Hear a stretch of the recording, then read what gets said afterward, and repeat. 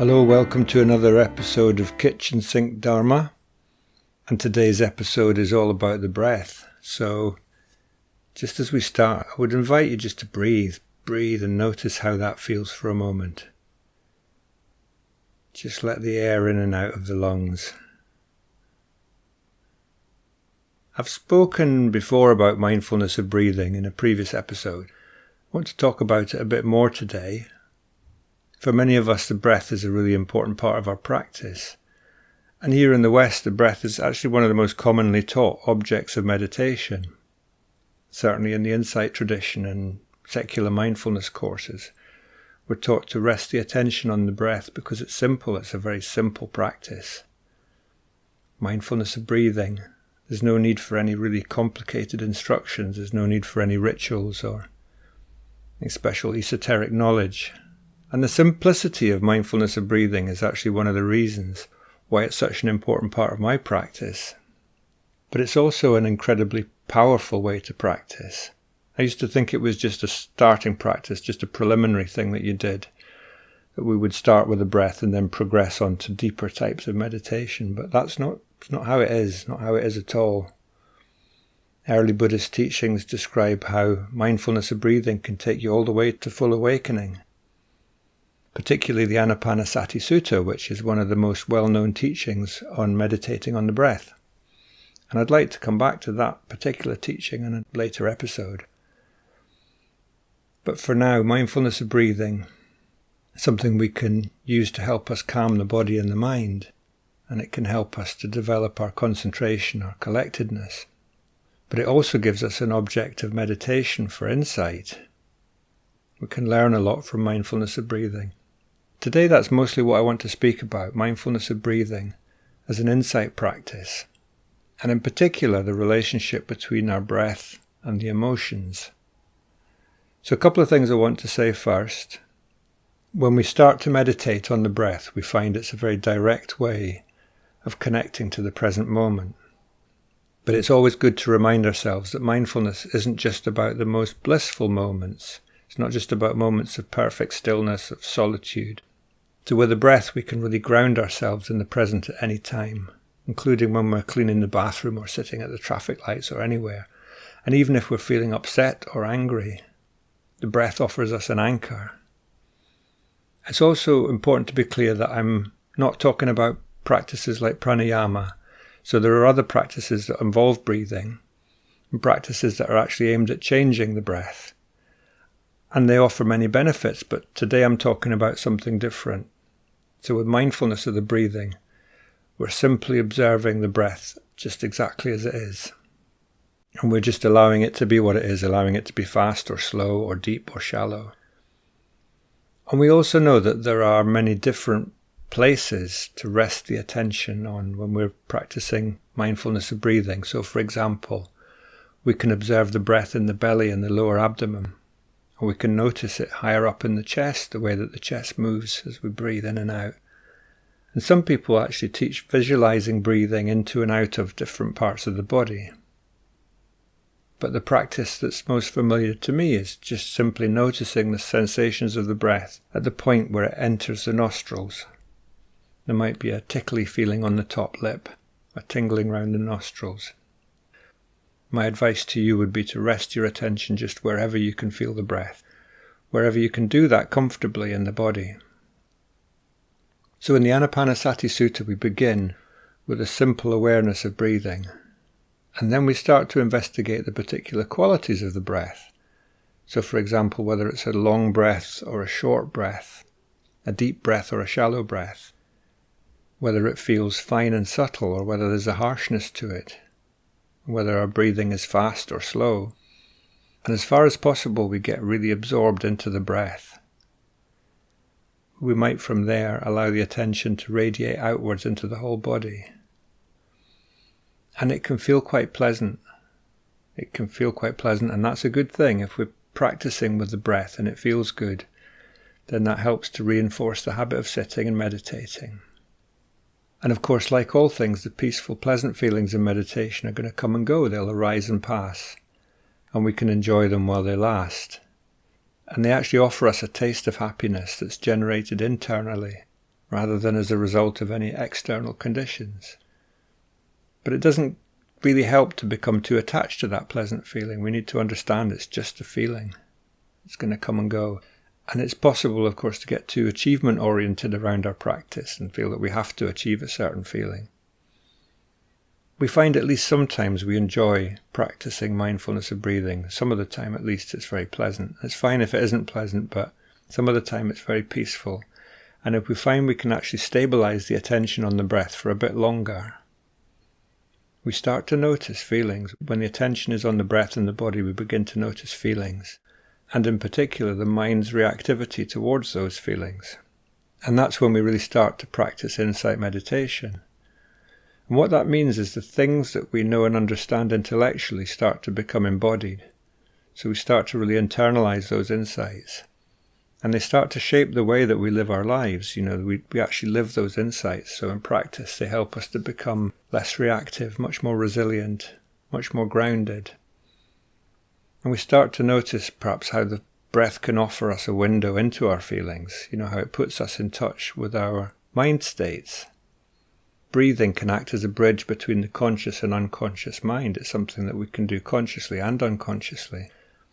So we might notice how the very act of observing the breath and being aware of the breath, and then breathing with our emotions, can change them. So you might notice that your breathing is very rapid and shallow when you're feeling upset.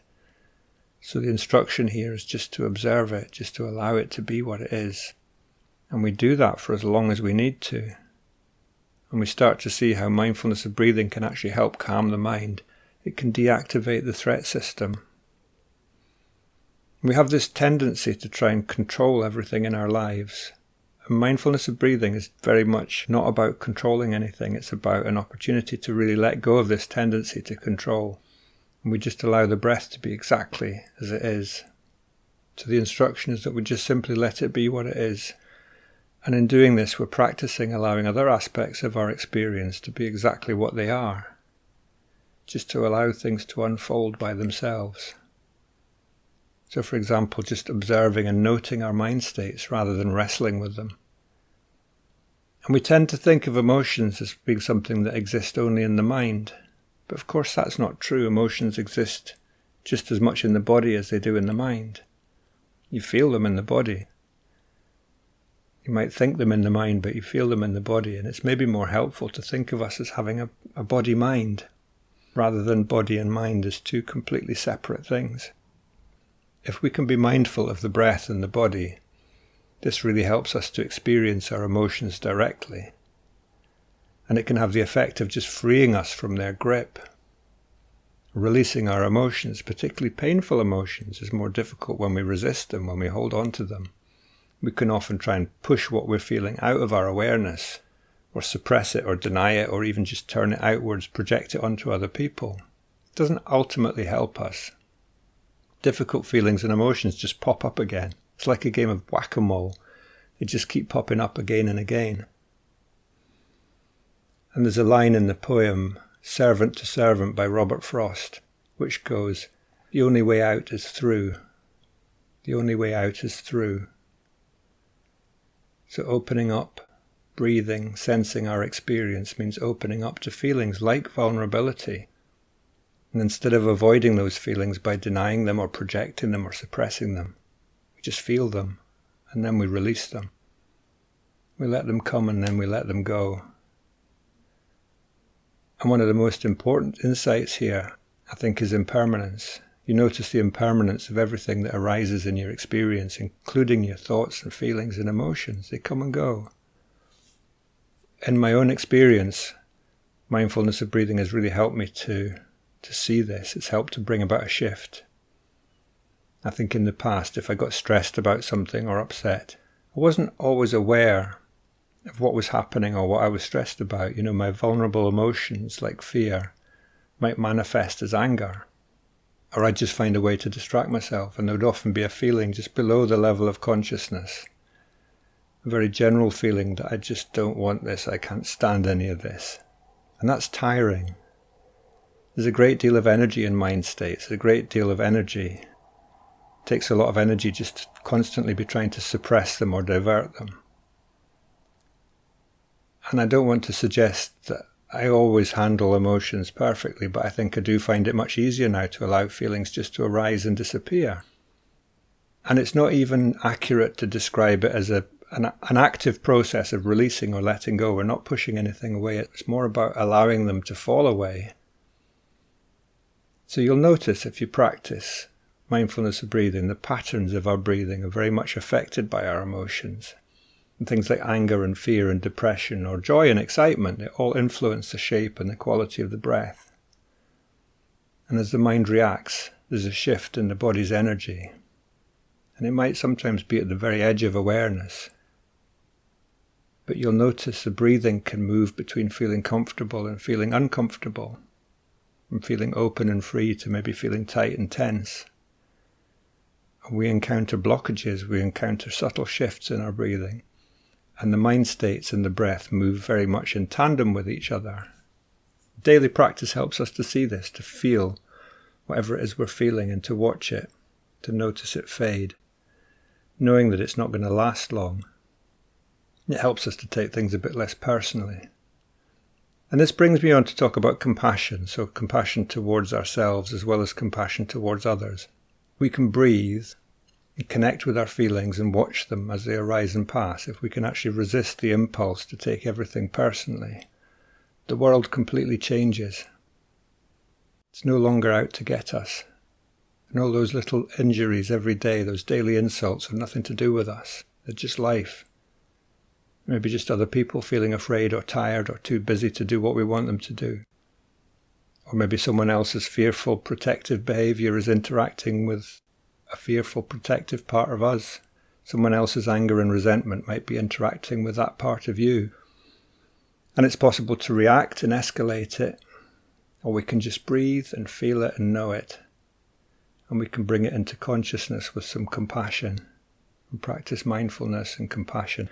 It just reduces our psychological pain. So the persistent pain of living can be transformed. Deeply ingrained patterns that are painful can be transformed just by breathing compassion into them. And this is not the only way, and the breath is not the only way to do this, but it's one that I found to be very helpful. So in order for us to be able to respond to any kind of emotional disturbance in this way, we do need to practice quite regularly. Practicing mindfulness whether we're calm or agitated. And whether that involves sitting on a cushion or just simply connecting with our breath in our daily activities. It's about becoming familiar with the breath as an anchor and as a window into our inner world. And always doing that gently, always doing it with kindness, with care. We're not trying to make our breathing perfect.